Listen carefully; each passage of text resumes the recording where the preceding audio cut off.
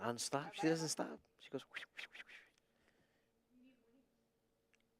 virtual though. I loved having to drive here. I never have to go anywhere anymore. Joe, are we on?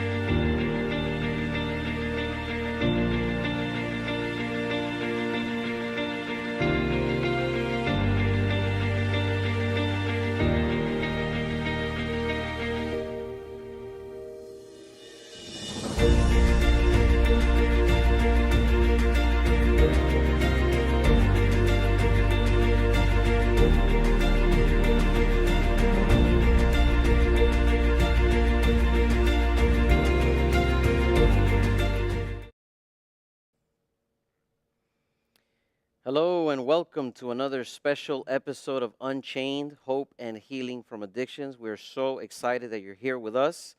If you are new to our series, we are on a 10-day adventure, 10-day journey as we've been night after night listening to real people who came across very real problems and ultimately experienced real victory. And we want to know where you're viewing us from. Every night we've been getting people from all over the place, which is really cool. I know we had a person from Arizona the other night, and New England, and even all the way in Asia. So this is very exciting. We want to encourage you, if you're new to our series, or maybe if this is your second or third night and you have not yet registered, we want to encourage you right now, if you can, to text the word Unchained to the number which is 903 666 4541. 903-666-4541. And the reason why we're encouraging you to do that is because you are added to a text list, and it sends you a reminder, a notification of the nightly program, and it sends you a link that you could go straight to the stream. And also, you are included amongst lucky winners of a special gift, a book written by Richie Halverson entitled Darkness Shall Not Overcome. So we've been having winners every night, and you can possibly be the lucky winner. So please make sure that you register. Also, hit the like button if you're watching on Facebook, and click that share button. And maybe you want to tag one of your buddies, one of your friends that may be interested in some of this conversation. We're trying to, of course, share it with as many people as possible, and want to encourage you to do the same. Night after night, we've been listening to incredible stories, heart-gripping stories, amazing narratives of recovery, of rehabilitation. And we've noticed that addictions manifest themselves in many different ways. Sometimes we think that it's exclusively only dealing with substances. But what we've noticed as we've been going along in our series is that addictions comes around in many, many different ways. We have a special guest tonight, Elizabeth Fisher Good. And she is going to share with us how she experienced becoming unchained from secrets and shame. This is going to be kind of the backdrop of her story. Elizabeth, thank you so much for being with us. I know you're involved in a lot of things, which we're going to get into later. I know you're involved in a lot of organizations and a lot of ministries, but take us back to the early years, your upbringing, the context in which you kind of grew up in. Right. Well, thanks for having me. Great to be here. I'm a mixed bag. I was raised, my dad's family, my dad's Puerto Rican, and so my maiden name is Melendez, came over from Puerto Rico to Chicago. But strangely enough, we weren't Catholic. My dad's father was a Baptist preacher. Wow. Isn't that interesting? So I was raised in the Baptist church and grew up like in Awana and sword drills. So like just really all over all of that. But every summer, my mom's family is from Arkansas. Wow. And my mom's family is Holiness Pentecostal. Wow. Wow, what a mix. So you got the Bible sword drills over here, and then you got like flowing in the spirit over here. And so, Wow. full on healings and speaking in tongues and everything raised in that. So I had the two. And then by the time I was 11, my family started going to Willow Creek Community Church, which was the first mega church at the time with Bill Hybels. Sure. And switched over to that. That's amazing. Yeah, So then, got a lot of streams going on. so you're multi-denominational, multi-ethnic. So you have quite a rich O'Brien background. Melendez, yes. Brian Melendez. So did you learn Spanish at all by any chance? He wanted so much to be American. My dad and all of his sisters raised all of us cousins with English only. English. Horrible. Well, it's not too late to learn. Spanish know. is an easy language to learn. So secrets and shame. Tell us a little bit about your first exposure to this expression, secrets and shame, and how did that, in one way or the other, kind of create a change for you? Tell us a little bit about the secrets and shame experience that you had. Yeah. Well, I think it started, I was so in love with Jesus. I was one of those kids that was fortunate to have it be very real at a young age, like just in love with God, in love with Jesus. And when I was almost 7, my sister was accidentally killed. So she was 9 years older. My brother was Wow. 11 years older. We had an accidental shooting in the home after coming home from Arkansas hunting all summer, putting guns away, an accident, and she was killed. And she was like my nurturer. And so I really believe I have a book called Groomed, and it speaks to my first secret was really grief because I was the youngest of probably 35 cousins. Like we were a Wow, really it's a big diverse, family. large family. And when she was killed, because it was a family member that the accident that accidentally killed her, everyone just went silent. And I was so young compared to, the oldest was 17, 18 years older than me. I have cousins. Everyone was lost in their own grief. We were such a close enmeshed family that I just didn't even know how to speak about it. And I think I felt forgotten. Wow. And so when I tried to tell somebody, at one point there was a wedding in the family, like a few weeks later, when one of the cousins got married, and my sister was supposed to stand up, and she wasn't there. Mm. And I was the flower girl. So I was just sort of in a corner crying. And one of my older cousins come by. They're like, "Why are you crying?" I'm like, "I miss Diana." They're like, "You didn't even know her." Wow. So somehow at that young age, it's like, all right, no one really wants to hear what I'm going through. Like, I'm just going to zip it. All these guys are older, more important. It's not about me. And then a few years later, going to Arkansas, which had become like my reprieve. Every summer was like chicks and puppies and Right. horses, and I got to name a new pony, and I mean, just amazing. But when I was probably close to 11, one of my favorite, not really an uncle, but a family friend, on the way to church, I was getting ready in the bathroom, and he had stopped over. Everyone sort of drove together, and he sort of came in the bathroom, and it's almost I liken it to a snake Mm. because he came in, and he was my favorite, had a nickname for me, everything, and he sort of put his arms around me. But then as he started, came behind me and just started molesting me. Wow. And I was brushing my hair, so you're just looking in the mirror and you're a child. I'm like 11. I'm going, this can't be happening. And then he just left. Wow. And I was like, oh my gosh. And I'm like, maybe that didn't happen. You're so as a child. And then we're leaving for church, and everyone's like, who's jumping in whose car? He's like, come on, you're coming with me. And before I know it, I'm in his car and all the way to church doing things. And I mean, Really? but staring at me while he's doing it, every stop, and I'm like, and just evil While going to church. on the way to church. And then we get there, and I stay in the car, and he jumps out, grabs his guitar, and heads to the front of the stage to lead worship. Oh my goodness. Yeah. And so I think what's interesting about abuse, like I had already dealt with grief and I don't matter that much. No one really wants to know how I feel. But then when you have sexual abuse happen to you, it's one of the only offenses that you take on the perpetrator's shame. Like they should be full Wow. of shame, Right. but it's an instant transference that you hold the guilt and you hold the shame and you feel like, oh my gosh, is that somehow I did that? I created that. I allowed that. And I remember going in the bathroom and just crying. And I felt like this is unbelievable.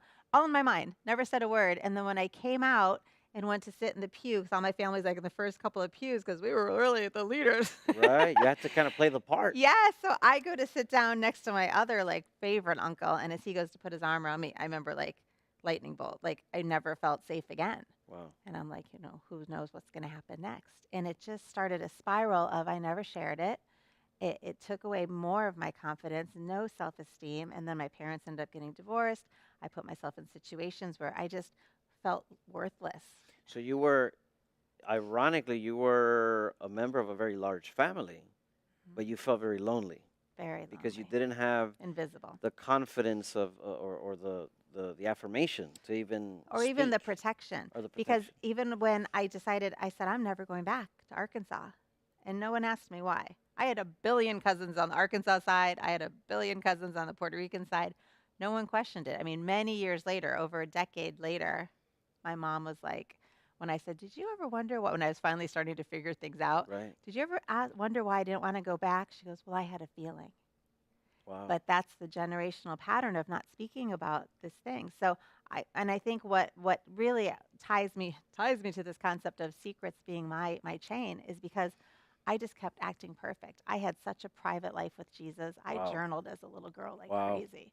And I just, I kept it inside. And then I felt so bad that the minute I hit high school, there was a party, someone gave me alcohol. I don't even remember. I blacked out. They said, oh, so and so had sex with you. I was raped at another. And it's like, well, I guess it doesn't matter. Prior to that, I still held it together. I was still the church girl. And I remember we were sitting in my kitchen one time, like right out of eighth grade going into high school. And it was all my friends from kindergarten. And everybody's like, oh, she's going to be the last one to have sex. She'll be married. She's such a church girl. Right. She'll be, use this protection, this Right. protection. And then just something happened. And once it happened publicly with me being a blackout, I got blackout drunk and used. and then I covered it, and somehow I just transitioned from church girl to bad girl, Right. and I just took that role on for Interesting. years of darkness, playing Really. that role, So privately so crying. it seems like there was several episodes that was slowly opening the gates.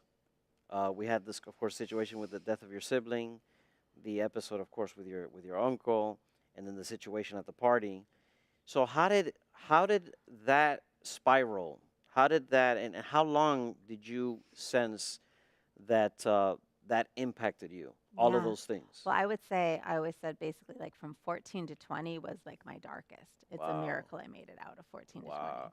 Hmm. 6 dark years. Oh, tremendously dark. I mean, I had the low self-esteem leading into it, but then the drinking. That's why, like, when I launched one of the first anti-sex trafficking organizations here in Florida, um, the girls would come in and they would tell their stories, and they'd say how they'd been to rehab 23 times, and I'm like, your problem's not necessarily drugs. Your problem's shame. Mm, And no one had gotten to the root. You know, they had all been abused when they were little, and I found that with me covering that abuse and not feeling it, not acknowledging it, it took more and more to keep it covered.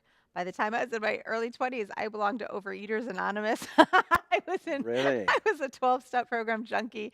Yeah, I mean, Wow. it was just anything, but I wasn't actually healing because I hadn't spoken the truth. So it seems like the foundation of the first step is conversations. Speaking it out, Being able to telling talk someone. about it without feeling judged or condemned. And because you didn't have that, it just kept, but you tried to medicate to a certain Oh, extent. and like impression management. I mean, I had to keep nailing it and looking a certain way. Wow. And I really, I mean, I had two lives. I always say I didn't get reconciled back to who I was then until I was 34.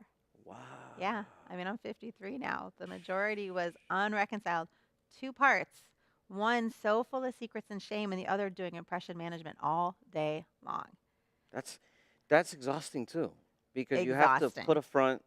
It's not really you. It's not genuine. It's not. Of course, you're doing that to protect yourself.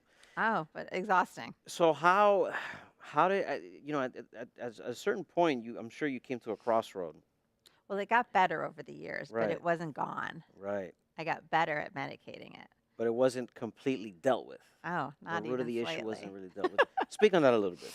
I always say it's shades of gray. Like nobody sets out to, you don't just have an affair one day. You don't just have a porn addiction one day. Right. It's shades of gray along the way. So while Gradually. all this was going on, my house was full of porn. It was just a normal thing. And I used to remember reading it when I was younger. So like that secret part was growing. A Mm, lot of girls mm. don't speak to that, but everywhere I go, and if I speak openly like this, girls will come up after and like, I am addicted to porn. People think it's just boys.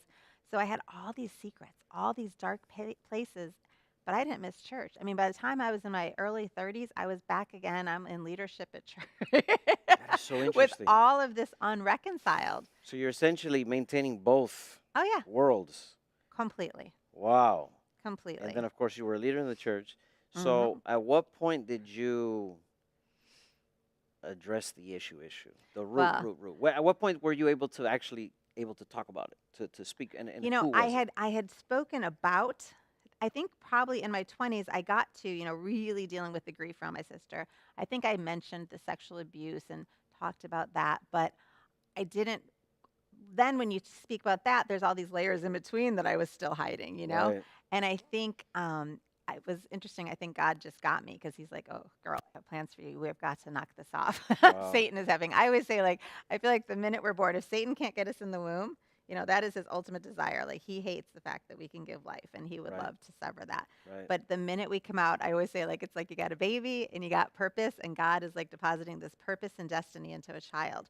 And the minute you're born, the battle begins. Wow. And my battle was just intense, like intense, intense, intense. And so, really, when I was 34 years old, I was pregnant with my third. So I'm married, I'm in leadership, I'm looking good. My dad's like, oh, every time I come to your house, it's like a circus in your backyard, like the next best birthday party. Everything was impression Yeah. management. Like Yeah. I Yeah. looked Yeah. really good, but Wow. I was still so full of pain. Didn't really even know it because I'd lived it for so long. But I mean, my journaling was always desperate. Like, Jesus, I know that there's more. And I couldn't figure it out. And so I oddly had what most people don't have. I had a crazy intervention by God. Mm, I mm. had grown up with my different denominations and different wounds along the way from different ones.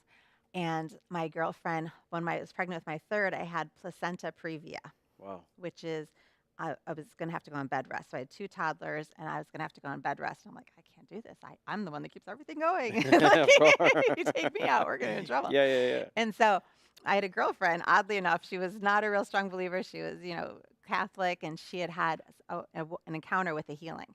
And a priest had actually had the gift of healing and met Mm. with her when she had cancer. So she said to me, I can't believe I didn't tell you this priest is coming to my house. Do you want to come? And I'm like, oh my gosh, I have placenta previa. I'm coming.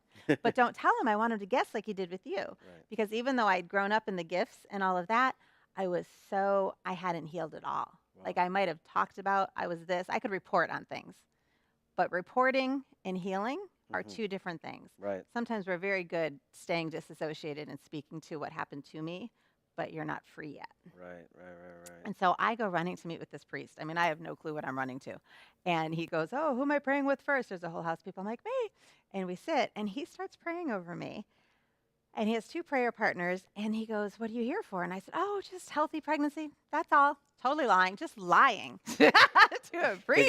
you wanted to give the impression that you had things under control. I'm great. And he's Yeah. like, you're here for a healing mass, and I'm like, yeah. And so he goes, well, and he starts praying. He goes, I can't get past. He goes, there's something blocking our prayer. Wow. Yeah. And I'm like, well, and I'm thinking, well, because he stinks, I mean, this guy, That's on you. That's not on me. Catholic gift of healing. Okay. Wow. And then he goes Wow. on, and then finally he can't get anywhere, and he goes, I feel like it's more of a sin.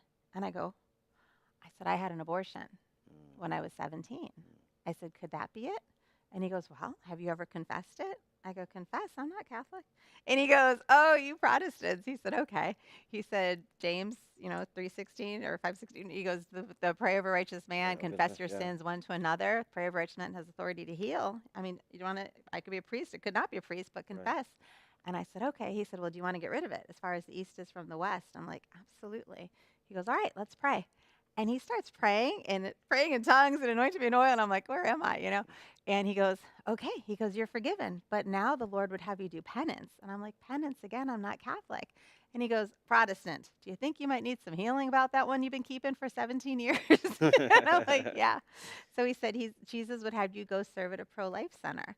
And I'm like, what? And I'm just like, okay, I'm going to have a come to Jesus moment. I'll do it. I'll say yes, and I will take the next steps, and I'll do whatever. And then from that point, this man literally read my mail. Wow. All the areas that I had kept hidden. He goes, well, I think the Lord would like to see what other open doors you have. Wow. And honestly, he hit, he's telling me that there's pornography. I'm like, oh my gosh. I have my girlfriends sitting next to me that are perfect, also North Shore wives. You felt exposed. Oh my gosh. You felt embarrassed. And Like, he's oh my goodness. sharing all my, and he's like, this, that. Probably, he said, you have an open door to the occult. I'm like, what? But I had grown up, my crazy family. You would go to church and then stop on your way home and buy your horoscope. And it was like, both, either or, and, Right. and all these, and so each one he prayed, and are you ready to close that door? Are you ready to close that door? Confess it. You're ready to be, just so biblical. Wow. But he went through a number of them. Psychology as idolatry. I had my master's in clinical psych, and I was like, oh, I've done this, but I'm healed. All Yeah, head, yeah, head, yeah, head. yeah. And so he gets all the way done, and he said, you know what? Now the Lord's telling me I could pray for your baby. I'm like, oh, I forgot about the baby. There was thing after You're thing dealing with of, all these other things. Wow. oh. And he said, the Lord's telling me there's something going on with your placenta. I'm like, oh, yeah, I'm so sorry. And he Wow. goes, well, he said, what he's telling me is that you've received all this emotional and spiritual healing. Do you believe that you could be physically healed? And I said, I know I could be physically healed. I've seen it my whole life, when I was a child. And he said, let's pray. So he starts praying, and I'm smelling like incense burning. I'm like, what is going on? Wow. And he goes, you've received a complete healing. He said, don't resume regular activity. Do you see a doctor? Right. And I'm like, okay. He said, but the Lord wants to give you one more gift. And I'm like, what is going on? I said, Dina, I'm smelling incense. And she goes, no, I smelled that during my healing.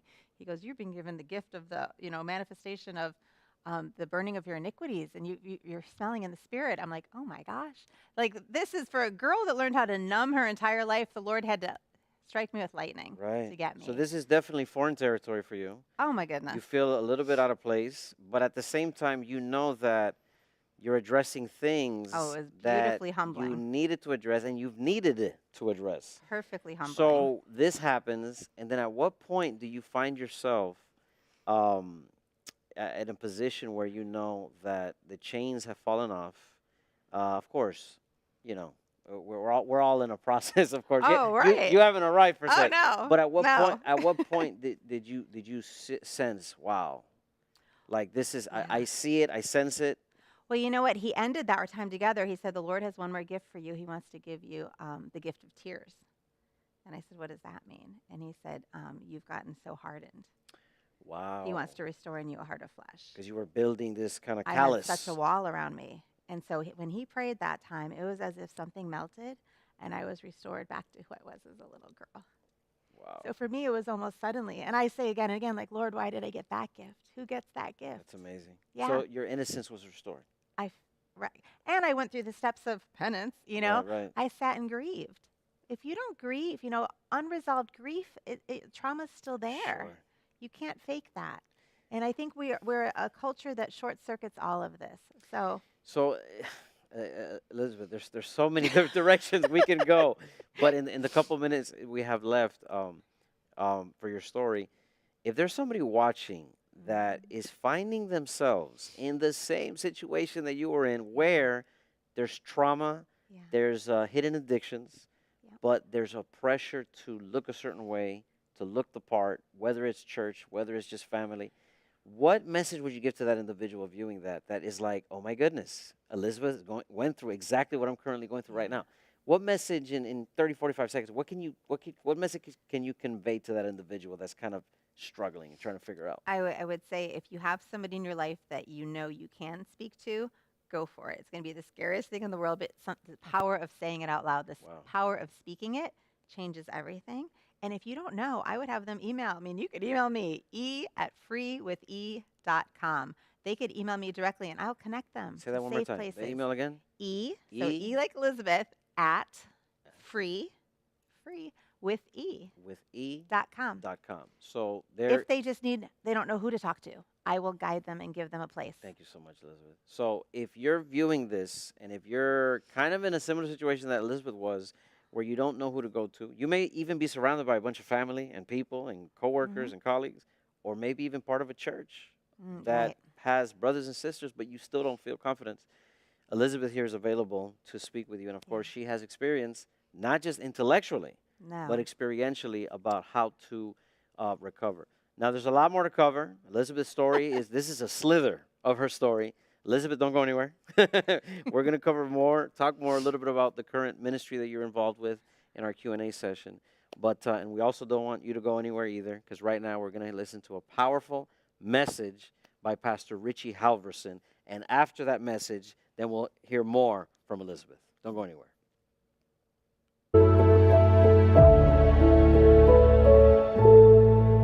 Welcome to Unchained, Hope and Healing from Addiction. The only way I was able to break through the chain that held me back was when I finally was willing to admit, you know what, I don't have all the answers. What I was doing wasn't working.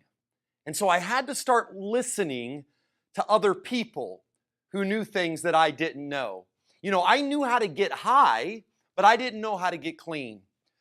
I had to take the cotton out of my ears and I had to put it in my mouth.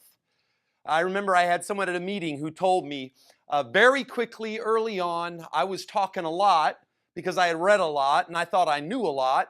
And one of these old timers, is what we called them, told me, Richie, shut up, take the cotton out of your ears and stick it in your mouth. You see, I had to be willing to learn something new from someone else. I had to stop acting like I was charged. I needed someone bigger, better, smarter, stronger than me to be in charge.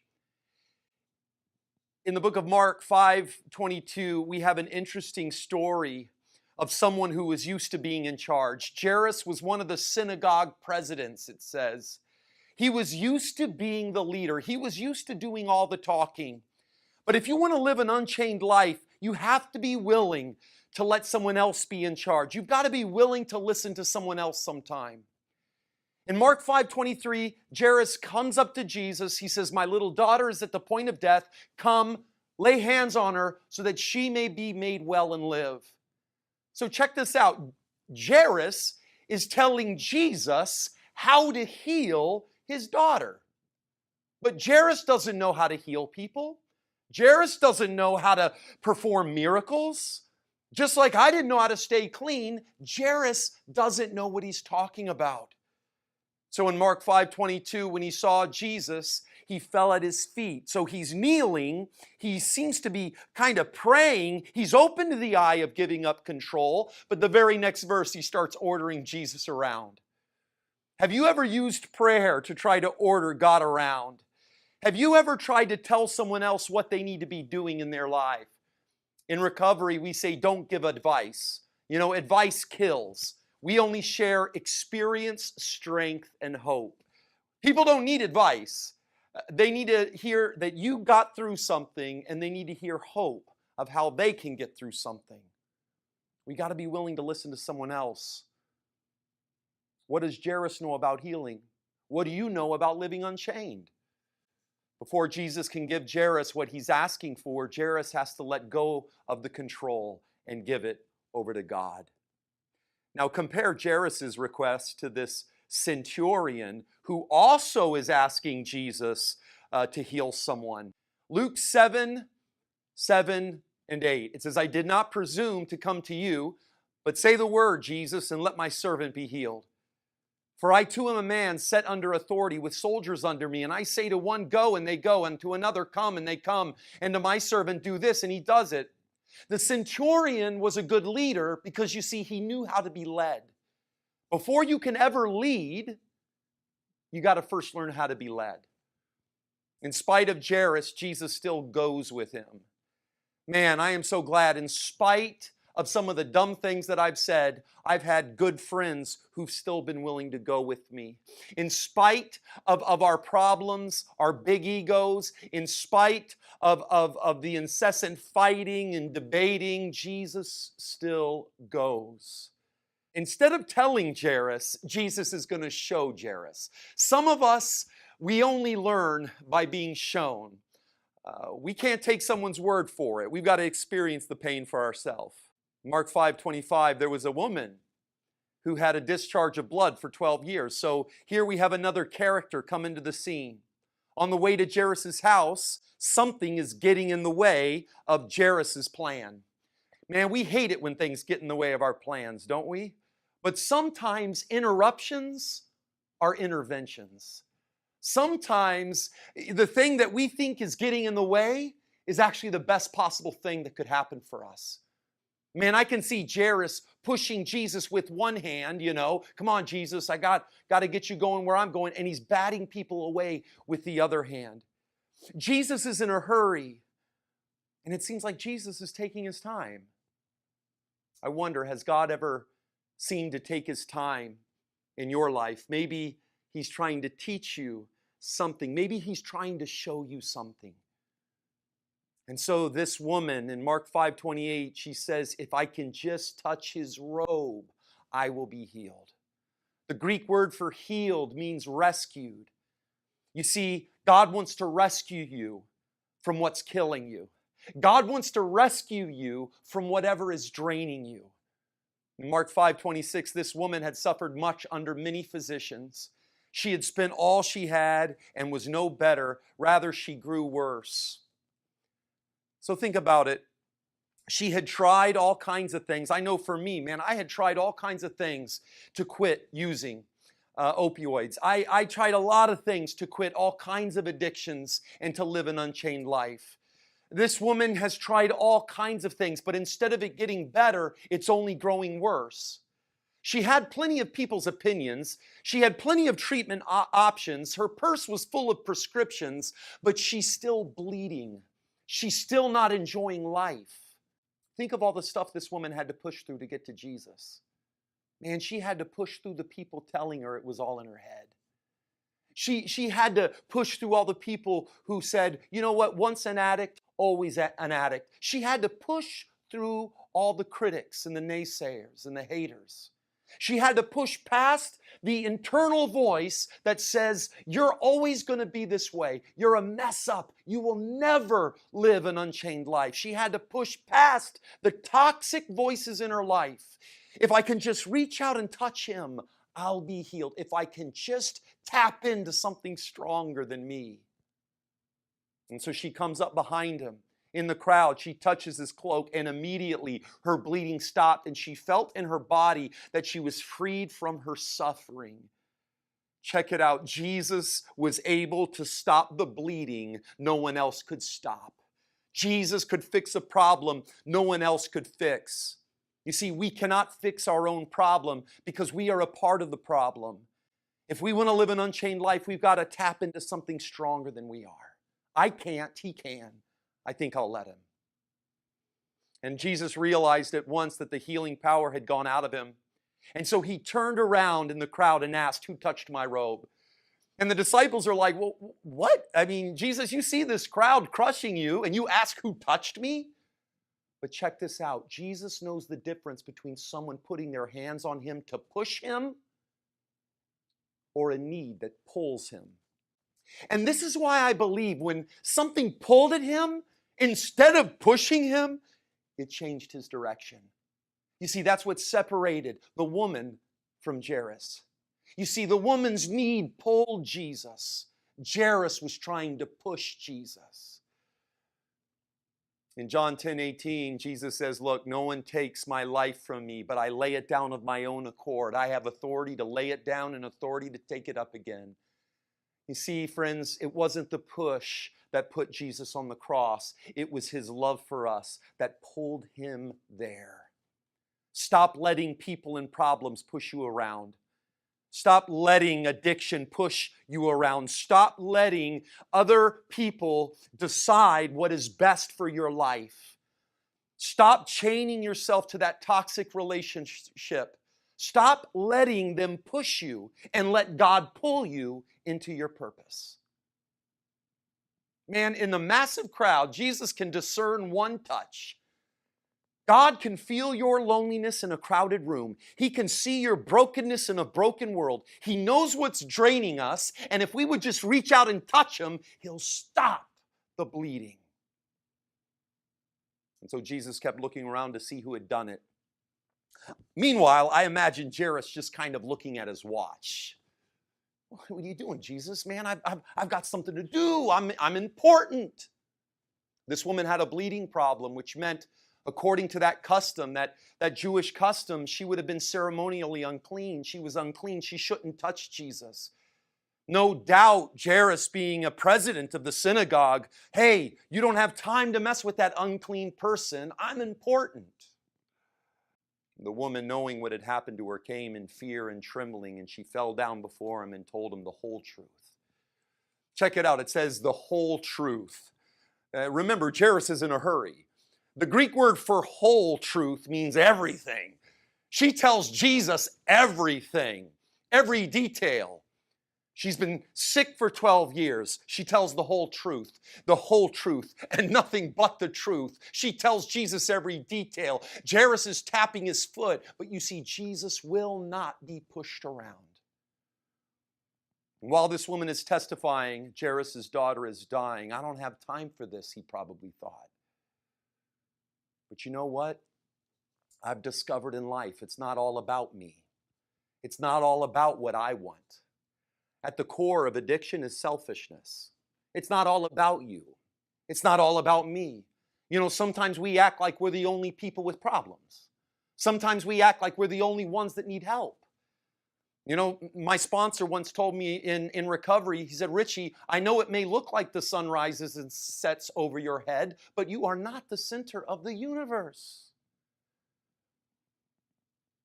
You see, Jesus is going to deal with Jairus' problem, but he's going to deal with this woman's problem along the way.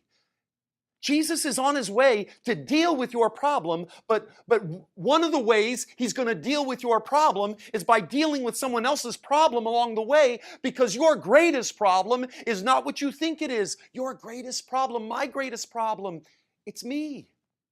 And nothing gets me out of me quicker than helping someone else. And we're going to talk about this more in session 9. But to God, no one is more important than anyone else. I don't care the person living up under the bridge or the person in the house with a 5-car garage. No one's more important than anyone else. No one's problems is more important than anyone else.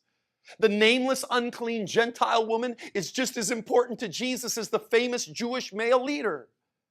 You know, too often, like Jairus, we want to tell God what he's going to do, how he's going to do it, and when he's going to do it. But that doesn't work. That's a part of the problem. We're trying to be God instead of letting God be God. Before Jesus can heal his daughter, Jesus has to heal Jairus. Mark 5:35, as he said this, some people arrived from the synagogue, the president's house. Your daughter is dead, they said. Why bother the teacher anymore? And so that small glimmer of hope leaves Jairus' eyes. In that moment, he realizes just how small he really is. And that, my friends, is when Jesus can really help him. Sometimes we've got to get knocked off our high horse. Sometimes, we've got to just hit that bottom. Sometimes we've got to fall down for God to finally be able to get through to us. Mark 5:36. But overhearing what they said, Jesus said to the ruler of the synagogue, do not fear, only believe. Interestingly, the Greek word for overhearing means refused to listen or ignore. Check that out. Jesus ignores what the people say. He looks right into Jairus' hopeless eyes and he says, do not fear, only believe. I don't care what anybody else thinks. God is ignoring the skeptics. He's ignoring the critics, and he's looking at you. Do not fear, only believe. They're not in charge. I am. So the moment we stop limiting God by what we can do, we can start seeing what God can do. 1 Corinthians 2:9 says, no eye has seen, nor ear heard, nor the heart of man imagined what God has prepared for those who love him. Ephesians 3:20 says, God is capable of doing far, far more than we could ever ask or imagine. You see, Jairus came to Jesus for healing, but Jesus was planning something better. Jesus wasn't just planning on a healing. Jesus was planning a resurrection. Man, God's plans for us are always bigger than our plans for us. God's idea for an unchained life, living freely and abundantly, is always bigger.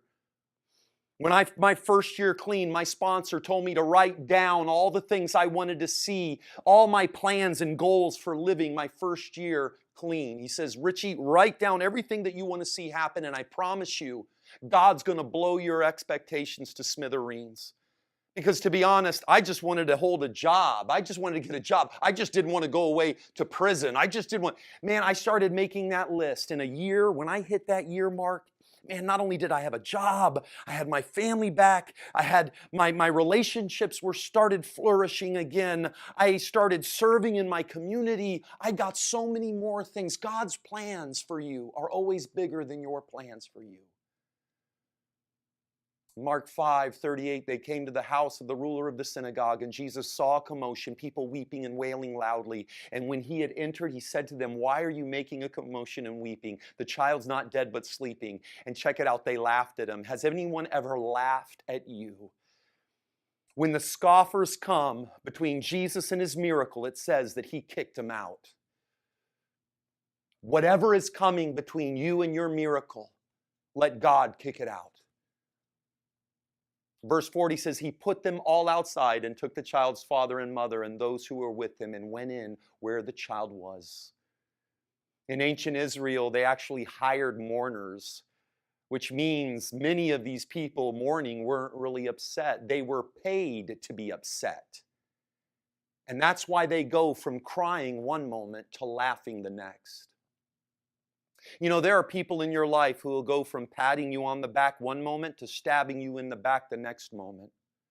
And look, I believe in being kind to everyone, but my inner circle is saved for those who want to see God do a miracle. My inner circle, the people that I'm going to spend the most time with, are going to be the people that want to see me succeed, that believe in me. It's time to kick all the fake, pretentious people out of your life because they are coming between you and your miracle. Jairus and his wife are totally overwhelmed by grief. They still can't believe that their little girl is gone. But then she encounters Christ and they find out that death is nothing more than a sleep when it comes to God.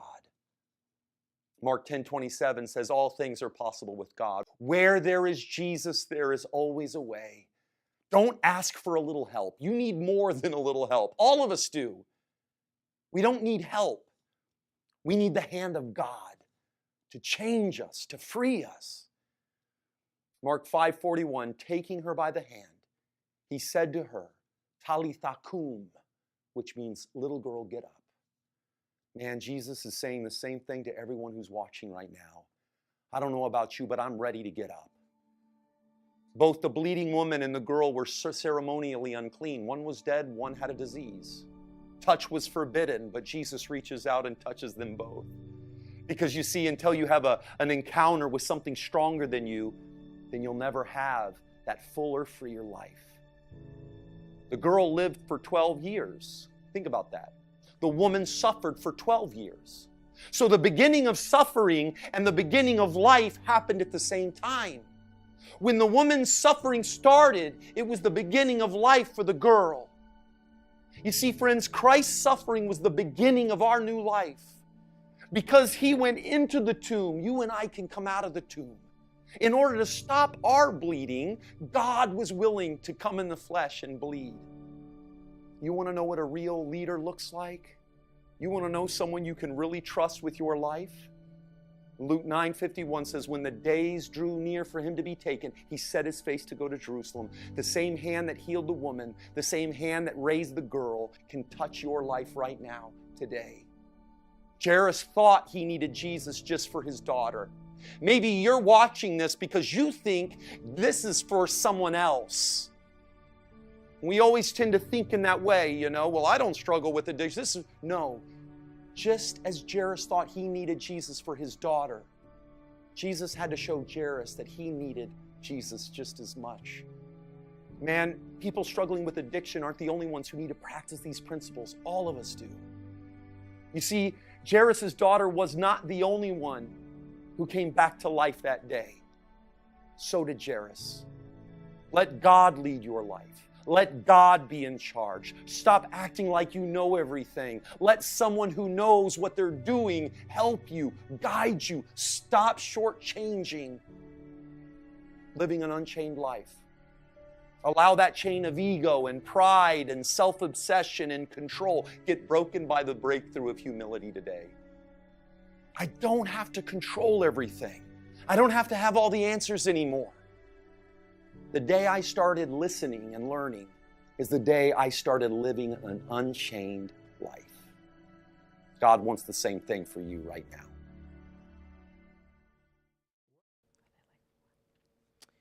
Thank you so much, Richie, for that powerful message. We're going to continue with Elizabeth. If you're just joining us, you missed a lot. So we're going to get into our Q&A, but before we get into our Q&A, I think it's very important, Elizabeth, for you to speak a little bit about the organization that you are involved with, the Foundation United, Global Solutions to Eradicate Sexual Exploitation. Can you speak a little bit about that, just so that people are aware of? Definitely. Yeah. After being in this space for decades, in a sense, we realize that if we don't get to the heart and the root of everything systemically, we're not going to get anywhere. It's not about opening one more safe house or training one more cop. It's about changing systems. And so what we do at the Foundation United is we bring together the best of the best, some of the best leaders, the best organizations around the country, even around the world, that understand that we have to work together collaboratively and get to the root and change systems. Wow. So we have an arm that's just about training ER docs, one that's just about training law enforcement, because both, it's 87% will see a survivor and a doc will stitch her up in the ER and give right back to her trafficker and not know what he's looking at. And then we have it for the schools, teaching children to speak up, teaching teachers to know how to understand what's happening if a child looks different one day than they did before the weekend. Wow. We have a program for churches, a tool called Real Talk that opens up conversations in the church, like the one we're having today, and helps the church from kindergarten all the way through leadership. Beautiful, beautiful.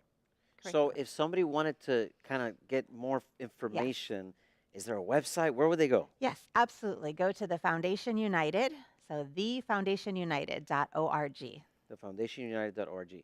And then you mentioned you made reference to a book that you wrote. Yeah. Speak on that briefly, Yes. and where can our viewers Yes, find that the book? book is available everywhere, Barnes & Noble, Amazon, but it's called Groomed. It has all my names, Groomed by Elizabeth Melendez Fisher Good. And Groomed, it speaks to the heart of the places that we've come into agreement with lies. Right. We were groomed and we come into a role. So it just helps you unpack that grooming. It gives you the tools about what we talked about today to do that journey for yourself. And we have it rolled out full scale for churches. Amazing. So Groomed, Amazing. Barnes and Noble, anywhere, Amazon, anywhere you could get. Amazon. Awesome. Yep. Well, let's jump into some of these questions. Question number 1 says, "You seem to be passionate about secrets.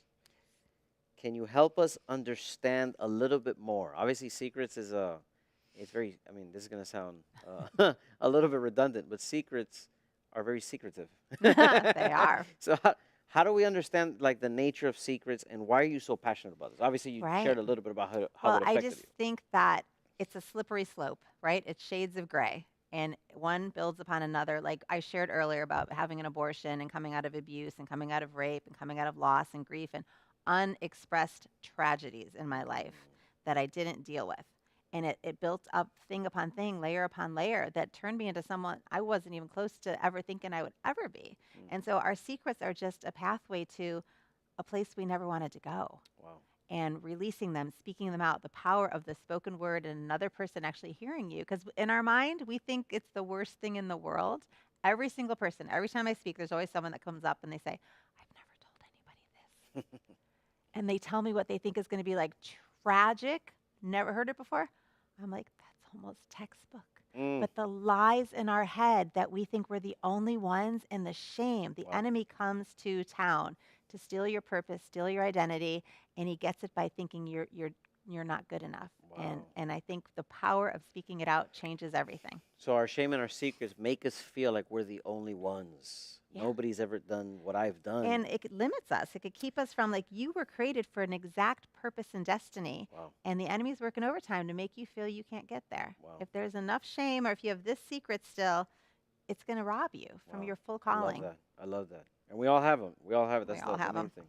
Yep. So our next question says, "I've heard you speak before in your story about the importance of starting at the root. What does that mean in regards to secrets and shame? Do secrets and shame have a root? What is it?" There's always a root. I mean, for 1 out of 3 women in America, for 1 out of 5 men, the root is sexual abuse. Mm. That's not always everybody's root, but some people's root is verbal abuse, physical abuse, witnessing something that they can't unsee, holding another person's secret. Sure. Some people grow up keeping a secret about one of their parents. Wow. Or, I've heard so many stories, but the getting to the root, like I said before, a woman said she was taken to rehab 23 times.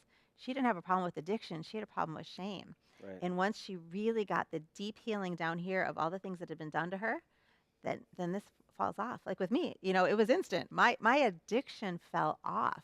I never had a desire to open this again, do this again. Like, it went away when this stuff is really all the way. So I always Right. say it's not about, I am a therapist, right? But it's not about, come sit on my couch every week and give me $160 every week, and we're going to talk about it and talk about it and talk about it. I'm just going to keep taking your money. The Holy Spirit gets in there. Right. The church starts becoming the place that this is practiced. I start telling you what's going on. There is power in speaking it out, the person praying, and it changes everything. Like, we know now neural pathways can change, and it's not the old pathways that we thought. I love that because it's in harmony with what we're trying to share, which is hope and healing. It's possible. And, Easier. And yeah, it's so interesting that when you're sharing about shame and these types of things, that it could last for years and years and years. There's no expiration date on these things. And it'll manifest differently. Like, I knew a person that, they were an alcoholic, right? So they joined Alcoholics Anonymous. They never dealt with the healing, but they got some patterns to stop this. Then they became a gambler. Then they became a I Oh, mean, the wow. addiction just rotated. Because the root wasn't. The root wasn't healed. And you still had an addictive personality. You're only doing any of this. the shopping, the eating. Interesting. I used to buy a new outfit on the way to work on Michigan Avenue and change my entire clothes because I felt so invisible. Wow. It was just lies in your head that you just don't feel worthy. Sure. We do all this so we don't feel what hasn't been healed. I love it. And then a lot of times we spend too much time dealing on the symptoms All day long, and symptom not management. dealing with the actual Yes. root. I love that. Wow. That's I have to think that's a loaded conversation. So, you mentioned the church. We talked a little bit about that in your narrative. What can the church do to help those struggling with living in bondage to secrets and shame? It's a complicated situation, but how does the Right. church is it possible for the church to be unchained from this unfortunate cyclical behavior? Jay, there's nothing I'm more passionate about Mm, because if the church does not get there, we do not have a chance. that's right. You always hear organized crime, they are the most successful business Wow. because they're all working together. They Interesting. are all moving towards in their crime world where the church, first of all, we have 42,000 denominations outside of Sure. Catholicism, right? Sure. And we are all broken and we're not like leading the narrative with these serious problems. The fact that 1 out of 9 children today are being groomed right in their own bedrooms, 1 out of 9 children on their social media, whatever device they have, the stats we grew up with, stranger danger, right? Right. And now it's social media, 1 out of 9 are being trolled. When I started in this movement 12 years ago, the average age a little girl posted a naked selfie was 12. Wow. Now, the average age, 7. Wow. 7. And so the church, all of these girls that I dealt with over the years through sex trafficking, through abuse, many of them were abused in church. Many of them never told anybody. They went to church every week. You're going to interview another woman later in the week That's that right. went to church week after week. Nobody knew the secrets in her family. Half of her family was pastors. The church has to become the place of truth. We've crossed over the hypocrisy. And what Mercy. we have now in the Foundation United is it's a tool. I don't even call it a program. It's not a curriculum. You don't buy it and check Right. the box. Right. It's introducing a language I love it. that changes everything. It unlocks conversations like this and it normalizes it. And it starts in kindergarten, and we have tracks all the way up through leadership so that the next generation is being groomed for transparency, groomed to speak freely. And then we're teaching this one how to heal This is amazing. so that they could talk to this one. My This- mom didn't speak to me because she wasn't healed. I mean, this should have been developed 50 years ago. Actually, longer before that. And now as a father, I have children, which kind of segues into Yeah. our next question is, and you actually alluded to this whole idea of being groomed in their own bedroom. I want you to talk a little bit about, or help us understand the landscape for kids today. Obviously, we know that children are exposed easier and in higher dosages to things that maybe in the past it was harder to have access to. So for the parents that, like myself and those that are viewing, what tips can you share for parents that are trying to protect their children, but of course they want to be balanced? Right. What are some Right. helpful tips? that Well, you can not to share? live in fear, right? But to be able to speak openly and honestly. At the foundationunited.org, we do have a resource page for parents. Downloadable books you could read, stories you could talk to your kids about. But also, if you're part of a school, trying to get our Speak Up program in there. If you're part of a church, getting Real Talk in there.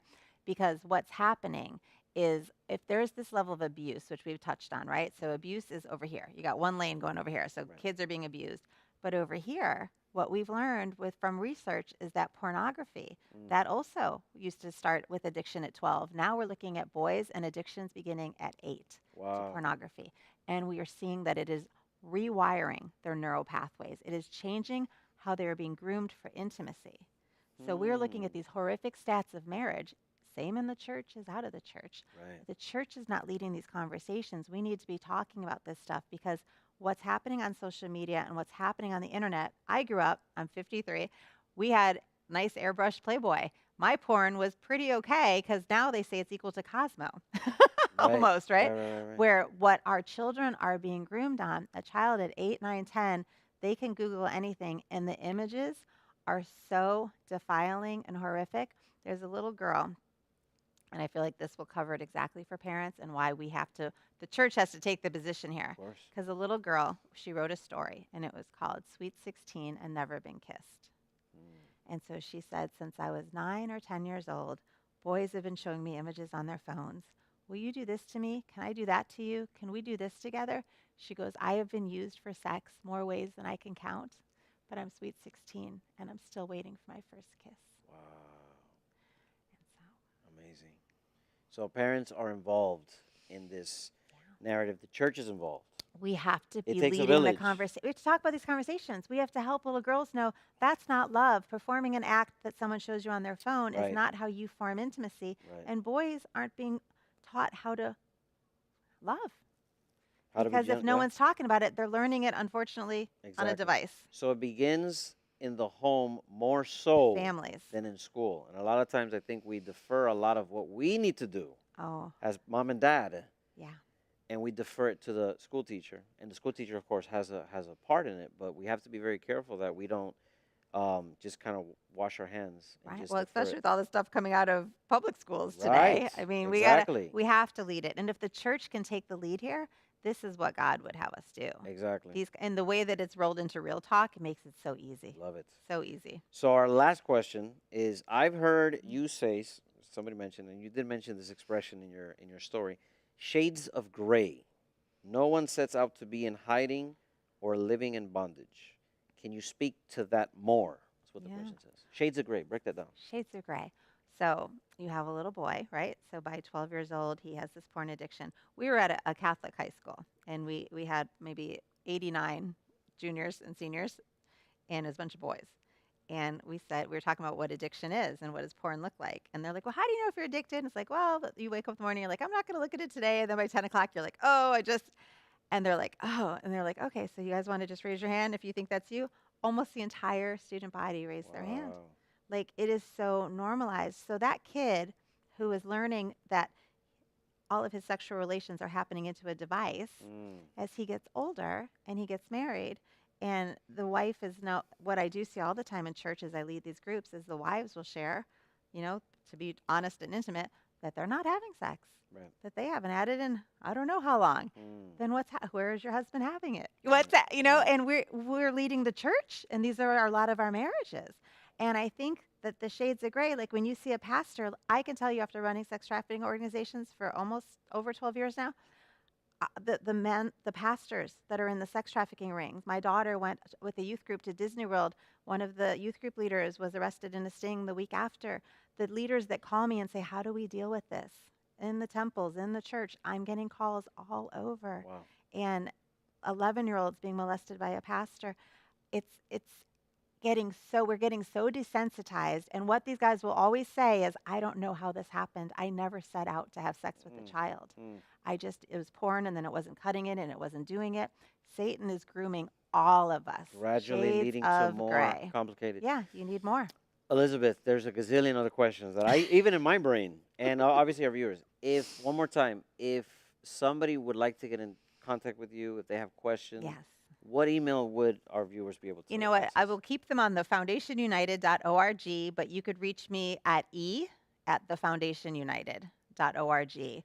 Whether you need a private pathway on how to heal, you don't know who to talk to, I have resources around the country. It doesn't matter where you live. With Zoom today, I could help you set up something to take that next step. There are next steps for all of us. Wow. And if we don't step into it, we're going to be halted from what the Lord wants us to be. Hallelujah. And I want to give everyone the power to know, yes, you can take that next step. I will help you find your perfect next step. I promise I you. love it. Elizabeth, I cannot thank you enough for being here. This has been an educational, inspiring experience. You've taken us on a journey. Before we finish our show tonight, we want to announce the lucky winner of our book, well, Richie's book, Richie Halverson's book, Darkness Shall Not Overcome. And the lucky winner is, drum roll, Nancy Allen. Nancy Allen, you are the lucky winner. We're going to make sure that you get this book into your hands, and we pray that it's a blessing to you. Once again, Elizabeth, thank you so much. Absolutely. Thank you all for viewing. We look forward to seeing you tomorrow night for another story of Unchained. God bless. Thank you.